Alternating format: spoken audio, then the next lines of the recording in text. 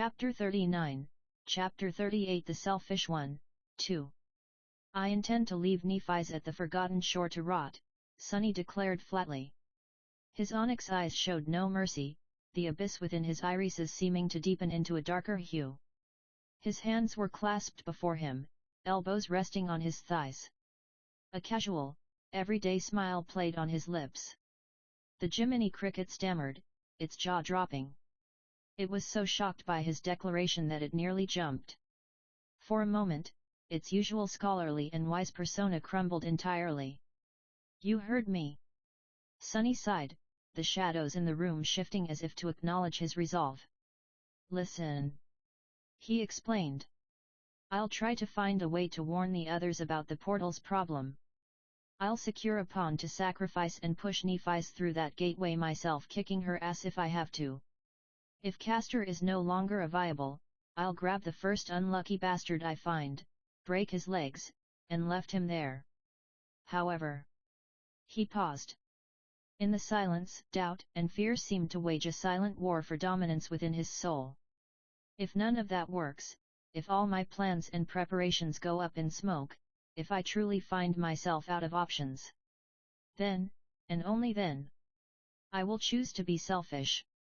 I will take that step forward and enter the portal, leaving Nephi's behind to whatever fate awaits her on the Forgotten Shore. A weight that had been pressing on his shoulders and heart suddenly seemed to settle. And Sunny felt relieved. As for the rest, I don't care. The Jiminy Cricket, still standing on the desk and having recovered from the initial shock, let out a long sigh. His tone sat somewhere between a reprimand and weary acceptance. So. Sunny cut him off, his voice laced with acid. I miss the part where that's my problem. Then he added, I'll do my best to avoid such an outcome. But if I'm forced to choose between Nephi's and me, I'm choosing myself. And let's be honest, considering how she treated me at the gates, I highly doubt she'd choose to be altruistic either, and you can bet that when the time comes, she will surely pay me back in the exact same coin. I'm not a hero, and I have no intention of sacrificing myself. Besides. A short, manic laugh escaped him. Unlike Sunless and Kasha, who always had to suffer because of fate, Changing Star has only ever benefited from it. The more I think about it, the more certain I am. If Sunless had made this decision back then, Nephi's would have dealt with Castor and returned to Earth immediately, without wandering for years to find her way back and avoiding the fated outcome. At the end, selfishness is the only right path. Silence crashed into the room like an avalanche. The only sound was the faint, rhythmic snoring of Thene behind him. Having grown tired of playing with her shadow blocks, she had curled up on the floor to nap. Her chest rose and fell in time with her breath, a rather unusual sight, considering shadows had no biological need to breathe. Sunny pulled his chair back toward the desk, tucking his feet underneath. Moving on, he said, shifting his focus to the list on the right. Sunny picked up the pen and hovered over the first entry of the second list, those 3 cryptic question marks. He could have called it many things, that mysterious presence that had intervened during his first nightmare when he was paralyzed by fear, a silent force that pushed him forward when he couldn't take another step. Lacking any real clue as to its identity, he left it as it was. Sunny placed his left hand on his right shoulder, recalling the sensation, the weight of a fatherly hand steadying him in his moment of need, like a warm light igniting within his soul to guide him back from the brink. Dropping his hand, Sunny gave a slight shake of his head. I don't know. It's not clear. I only know it manifested during my first nightmare and vanished immediately after. And then you, my flaw, tell me there's a mist I can neither see nor perceive within my soul. See? It makes no sense. It's as if there's a ghost inside me playing tricks. He had initially toyed with several theories, suspecting perhaps Shadow Weave as the real culprit, but they had all proven fallacious or incomplete. Even the spell remained silent on the matter. Since the presence hadn't proven harmful, quite the opposite, Sunny decided to set it aside for now. It was time to discuss the heart. After receiving the heart god's blessing, the attribute description changed from received to inherited. If that's the case, from what I know, there is only one person currently in possession of the heart lineage. But why would he give it to me? And for what purpose? At the end of the second point, Sunny drew an arrow pointing right and scrawled a single name, Dreamspawn. A question mark beside it occupied nearly a third of the page. He wasn't sure if writing the name would have the same consequences as speaking it, so he stuck to the title. The Jiminy Cricket asked, its curiosity piqued. Sunny looked up. MMH. Maybe. I've considered it. The problem is, I don't exactly know how. The spell gives no instructions, and in the original story, it was never explained how the Dreamspawn did it. Do I have to drink a drop of blood from the other lineage holders? Or, I don't know, reach inside them and grab something? He gestured with his left hand to explain. Tapping the pen under the second point, he finally wrote, to be seen. In the meantime, I'll focus on reclaiming the two lineages that are mine by right, Weaver and Shadow. Then, we'll see. Third point, Shadows and Memories. The spell seems unaware of the changes in the tapestry of fate, yet it grants me his same memories. Honestly, I wish I had the same shadows to call me sentimental, but I'd rather have the same ones. Unfortunately, I can only have 7 shadows at a time. Without moving his gaze, Sunny raised a finger, pointing to a shimmering golden runic window suspended in mid-air. Dash. Shadow, Myriad Shade. Attribute, Shadow Slave. Myriad Shade is not bound to one of your shadow cores, your true soul casts her very existence. Dash. I'm not sure if this is the same as the original Sunless, but the runes are clear. Every shadow is directly linked to one of my shadow cores and is cast by it. Therefore, I can only have 7, plus her. Moving to the fourth point, Sunny recalled his knowledge of the nightmare spell, the gods, and the demons. He tapped the pen in reflection for a few seconds, then crossed the point out entirely, writing redacted next to it. You know what? I'm going to keep my mouth shut. The cricket asked, tilting its head. Sunny smirked. Because I know things I shouldn't know at this stage of the story. Knowledge is power, and what I know is far too big for me right now. It's inevitable that I'll end up helping Nephi's if I want to leave the Forgotten Shore. But, if the others did all the work while I sat back and relaxed, I'd be more than happy. But who am I kidding? He paused, his expression hardening. It's one thing a guy who wants to help her in exchange for salvation, it's another thing entirely to be a stranger who reveals to her the secrets of the goddamn world. He then considered another possibility. I also thought about using my knowledge to awaken without the spell, but without unlocking the first step of my aspect legacy, that's out of the question, at the moment. Fifth point, practicing the shadow dance. The cricket asked, looking at the paper. Currently, I have enough confidence to reach the first step in a week or 2, at most I could get to the second, but it will take much longer. Trust me, it's already a miracle I unlocked my aspect legacy this early. Gaston was right, shadow dance is an art built step by step. Haste only slows down the learning process. It's not just the mind, my body has to keep pace with this formless, insidious battle art. Sunny made several notes on how to practice his battle art at the academy, as well as devising ways to do so without being noticed. Meanwhile, in the background, Thene had risen from the ground. Waking up from her nap, she had shaped a ball and a hoop out of shadows and was currently dribbling across the room. Her long black skirt fluttered as she leaped for a slam dunk in mid-air. Sixth point, becoming stronger. Sunny drew 2 arrows branching out from the point. There are only 2 ways for me to gain more power right now. The first is through my aspect legacy, the second is through memories. Sunny scratched his chin. I'll have to train for the first. For the second, I'll need to ask my zombie waifu, Master Jet, for a hand. He marked everything down. Finally, he reached the last point, the most crucial one of all. Point 7. This was less a topic for debate and more a question directed inward: which mask do I want to wear? It was no accident that he had saved it for last. Sunny possessed far more freedom, power, and experience than his original self at this stage of the story.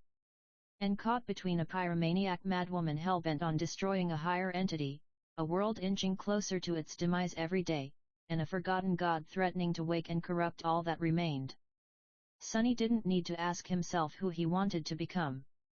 He already knew. He had long since made peace with his demons. Instead, he had to ask, what is my role in all of this? Sunny let out a long, heavy sigh. Setting aside the pen and paper, he stared at the floor to his left, rubbing his temples with one hand while his right elbow remained anchored to the desk. This isn't easy. Just by how I acted with Cassie earlier, I've flipped the dynamics of the original trio by 180 degrees. And they'll surely keep shifting from here on out, he mused. I don't intend to retrace my steps, nor do I regret my choices. It's just... Sunny let his hand slide down his face, dragging along the mental block that the final point had generated. Let's just say I need to think about it.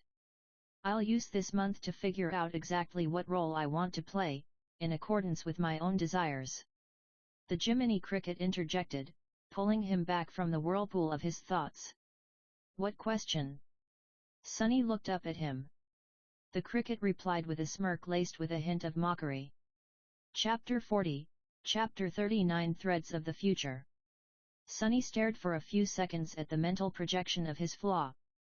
The Jiminy Cricket stood on the desk before him, leaning on its cane, watching Sunny with a smug look and a mocking grin after having posed the fateful question.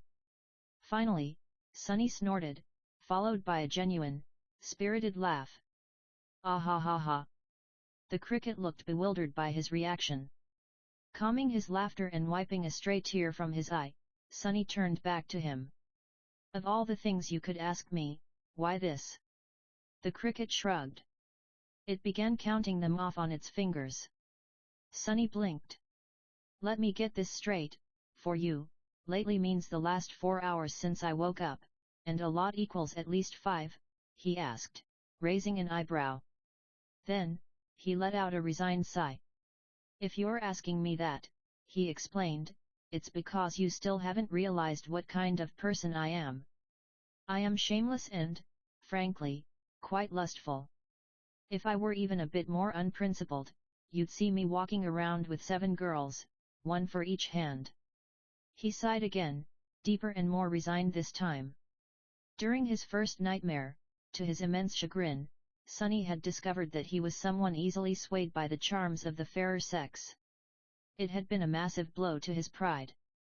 In his mind, he had imagined himself as a temple, a monolith capable of looking straight ahead while others drowned in their earthly desires. Instead, he was exactly the opposite. There's nothing wrong with harboring these kinds of desires, but in a world where the first false move could put an end to your life, this frivolous nature of his risks costing him dearly. I must absolutely correct this bad temper of mine before things get out of hand, he thought, running a hand in shame over his face. Tell me about it. Sunny groaned, massaging his temples and shivering at the thought of what Eva and Ava would have done to him. If they had waited just a couple more days, the twins would have given me a shadow surprise I'd never forget. A faint, melancholic smile reappeared on his face at the memory of Eva and Ava, who had always stayed by his side during his tenure at the Shadow Temple. The smile vanished quickly as he remembered their tragic death and his failure to prevent it. Look, Sunny picked up the pen again. For now, let's just say I'll try to bond with Cassie during this time. I wouldn't mind teasing her a bit, like I usually do with Jet. Especially because, this Cassie is so sweet, so alive, she's nothing like the hollow shell she became in the future. What about Nephi's? If she turns out to be more pleasant as a person, we might as well become friends. Otherwise, we'll each go our own way. For the moment, I'll try to avoid romantic entanglements and focus more on... Ah. Ah-hee. Ah. Tired of being constantly ignored, Thien decided to punish her master. Sneaking up on him, she began pinching and pulling his cheeks from behind, pressing her generous chest against his back as she pouted angrily. Sunny saw the Jiminy Cricket stifling a chuckle, covering its mouth with one hand. Several minutes later, to earn his shadow's forgiveness, Sunny had struck a deal with Thien. He agreed to lie on his back on the bed while she used his chest as a pillow. Currently, Myriad Shade was curled up on top of him over the crumpled blankets, rubbing her left cheek against his chest right over his heart, absorbing every bit of warmth his heartbeat emanated. She dozed peacefully while he absent-mindedly stroked her smooth, dark hair with his right hand. Meanwhile, using his left hand, Sunny browsed the internet on his communicator, scrolling through the web to see if there were any news or interesting things to read. As for the paper containing all his plans and reasonings, he had disposed of it like a top-secret document. He'd torn it into 1,000 tiny pieces, throwing half into the room's bin while saving the rest to be dumped later in the Academy's cafeteria. MMH. Let's see if any interesting novels have been released recently. He mused while scrolling. A moment of freakness. The world needs its blowtorch. Foreign fodder. Shadow slaver, both the gods and the demons want me to continue their lineage by impregnating their descendants. Who am I to refuse? They all seemed like promising works. Sunny would surely find time to read them later. Suddenly. Knock. Knock. Knock. Both Sunny and Myriad Shade snapped their heads toward the door. Thien pouted again, outraged that someone dared to ruin her moment of cuddling and ready to banish the culprit's shadow straight to the shadow realm. Who could it be? The Spanish Inquisition? Sunny wondered. The Jiminy Cricket declared. For some bizarre reason, it was currently wearing a full red suit complete with a crimson flat hat. Sunny stood up to see who it was. Thien, meanwhile, dissolved into the surrounding darkness and hid within his shadow. As he walked toward the door, activating his shadow sense, he recognized a well-known shadow standing before his threshold. No way! It's not possible! How in the spell did she know where I was staying? Opening the door without ceremony, Sunny found himself face to face with a black-haired girl sporting a blue braid and eyes that sat somewhere between the deep blue of the sea and the cloudless azure of the sky. The interview sessions are about to begin, Yuki told flatly, standing before him stiff and composed like an ice sculpture. Sunny blinked. Excuse me, but how the hell did you know where I stayed? Then he paused, realizing. Wait a minute. Did Yuki just manage to formulate an entire sentence? What happened? He looked at the Jiminy Cricket perched on his right shoulder, who thankfully had ditched the red outfit and returned to its usual tuxedo, top hat, and walking stick. The cricket shrugged. He mused, scratching his head for answers. Yuki didn't answer. Having informed him of the impending interviews, she turned and headed toward the designated hall without haste or adding another word. No, wait. Come back. How the hell did you know where I was? Sunny pleaded, locking behind his bedroom door in a hurry and trailing after her. The cafeteria was filled with the hum of laughter and the general chatter of sleepers, all eager to learn the ranking results and gossiping about who would prevail over whom. The rich aroma of food wafting from the kitchen seemed to soothe the anxious minds of the young awakened, who were finally allowing themselves to relax after the initial stress of their arrival. Sunny moved through the hall with a tray piled high, weaving between tables with a natural ease.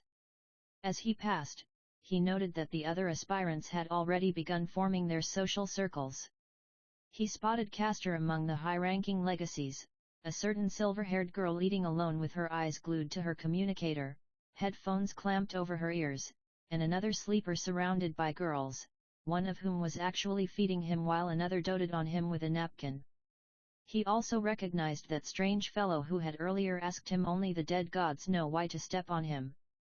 What did he say his name was? Marcus, if I recall. Eating alone, of course.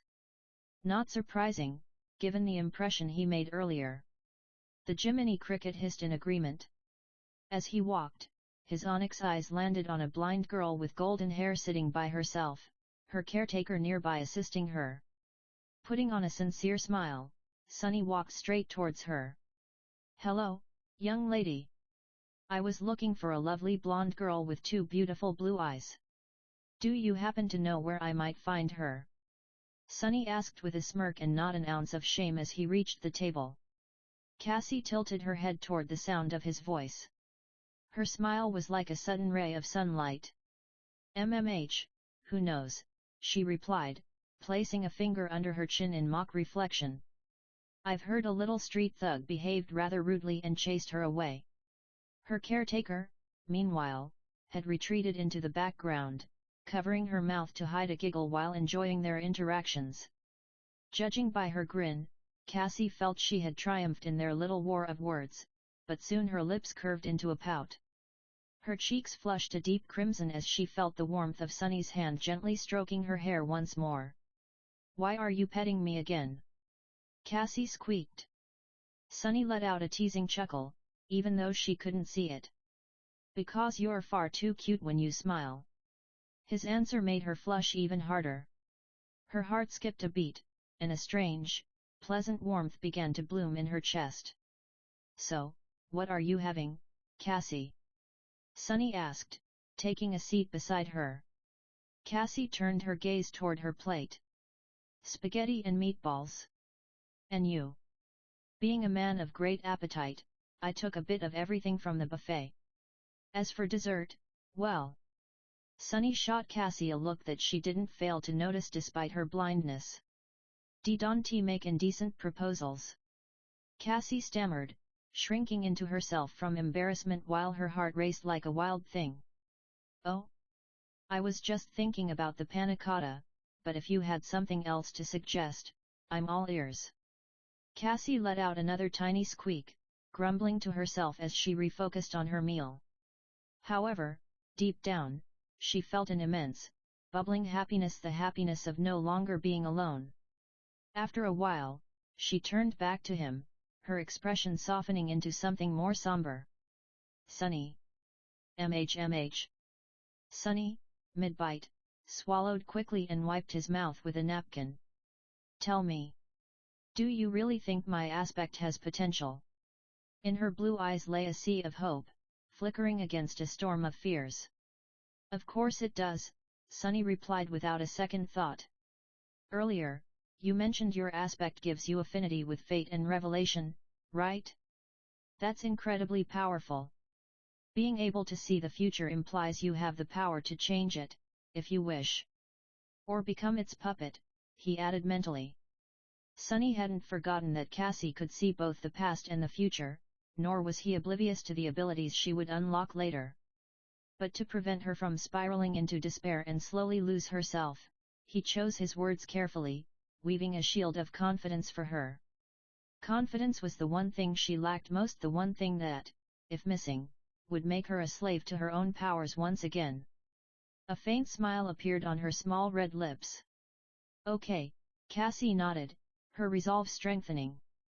"Then I'll do my best." She spoke with newfound conviction, though Sunny's shadow sense could perceive that the third eye in her shadow was still damp with unshed tears. They returned to their meal in peace, enjoying each other's company, until a third figure approached the table. Chapter 41, Chapter 40 Rankings. "And that is how, armed with nothing but a measly dagger, I defeated a master and an awakened swordsman at the same time and conquered my first nightmare. Did I mention that my performance was so brilliant that even the gods woke from their slumber just to give me a standing ovation? They even showered me with their blessings toward the end for the sheer spectacle of it." Sunny concluded his tale by thumping his left hand against his chest in a gesture of pure, unadulterated pride. His right hand, meanwhile, was occupied with skewering an inviting piece of meat from the plate before him. Cassie giggled brightly, her cheeks flushing with every titter.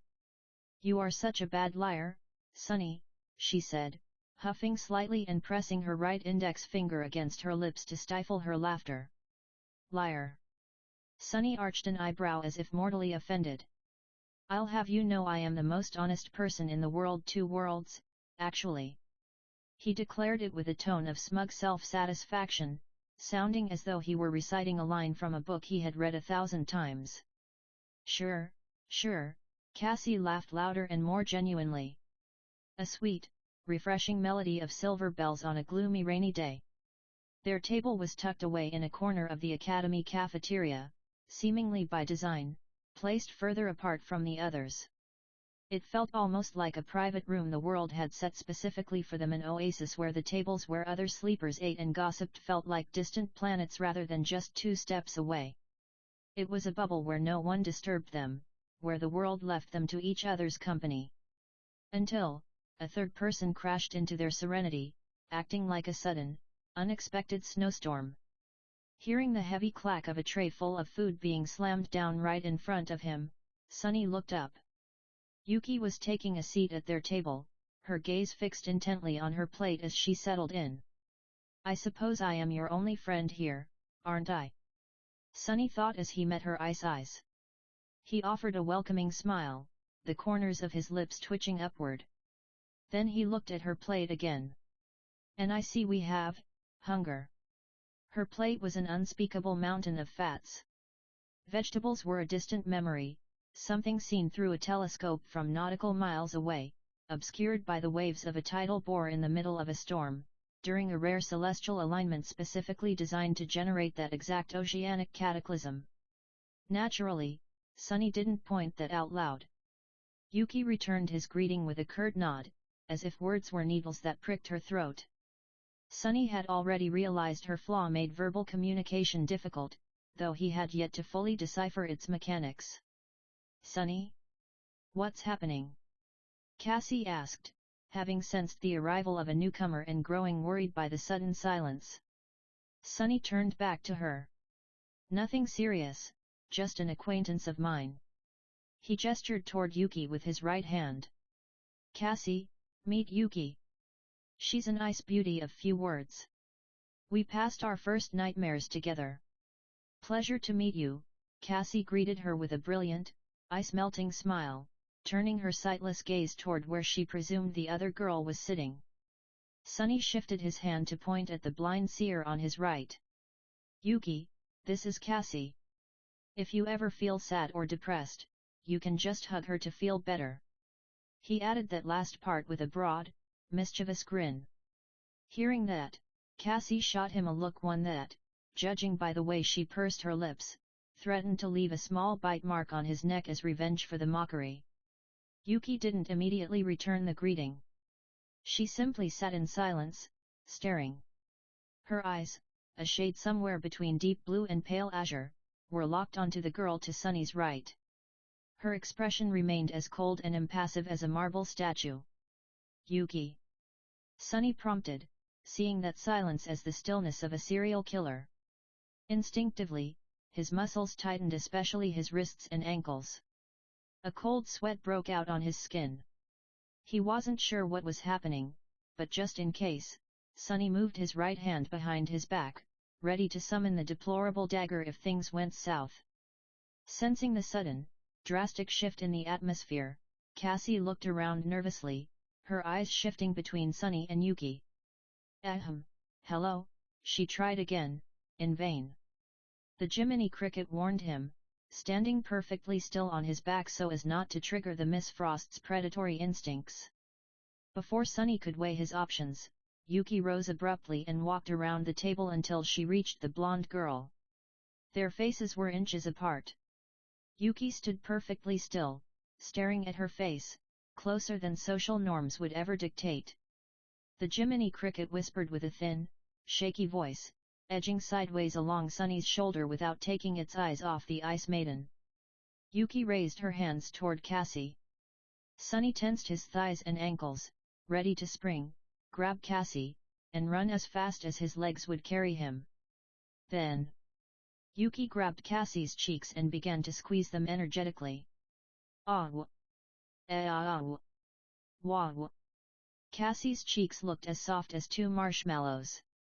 Releasing them, leaving faint red marks on the seer's plump cheeks, Yuki calmly returned to her seat. She settled back, stretched her spine against the chair, placed her right hand over her stomach with her hips pushed forward, closed her eyes, and let out a long, satisfied sigh. "Thank you for the meal," she said, sounding utterly content. Cassie, who was now busy massaging her manhandled face, didn't know whether to cry because everyone wanted to squeeze her or be happy at this bizarre display of affection. Seeing this, Sunny relaxed his muscles and recomposed himself. He rested his hand back on the table and resumed eating. "Glad to see they're getting along so well already," he thought with a smirk. His eyes darted from an afflicted Cassie to a Yuki who had seemingly merged into the atmosphere of their table. The duo had become a trio, and lunch resumed with the same sweet, serene rhythm as before, only now made more interesting by the presence of the newcomer. "So, I'm doing this sacred ritual to summon a specific deity, and for some absurd, inexplicable reason, I end up calling forth two others who have nothing to do with it. I mean, what are we even talking about?" Sunny resumed his tall tales, using a tone that suggested it was all a big joke. Cassie laughed, listening to the heart of his improbable deeds. Yuki, however, seemed to believe his every single sentence, not out of naivety, but because she sensed that, somehow, he was telling the truth. Then, suddenly, the background chatter of the other sleepers who had felt light years away surged and hit them like a flock of seagulls descending on a sandbank. Every eye in the room turned toward a screen hanging atop the central column of the cafeteria. In particular, the gazes of a proud legacy, a stubborn princess, and a treacherous shadow were drawn to it like magnets. How can this be?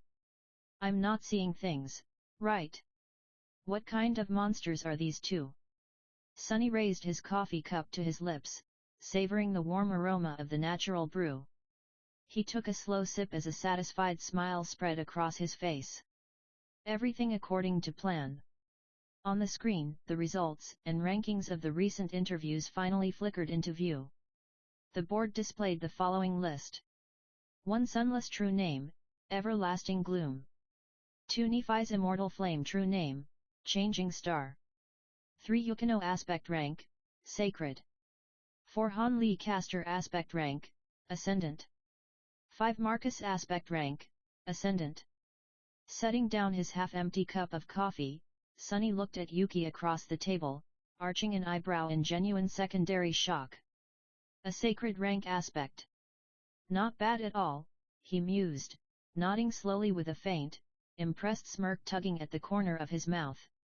Yuki met his gaze with her usual expressionless mask, yet, unexpectedly, a tiny ghost of a smile graced her red lips, a sharp contrast against her porcelain skin and the cool palette of her blue and white attire.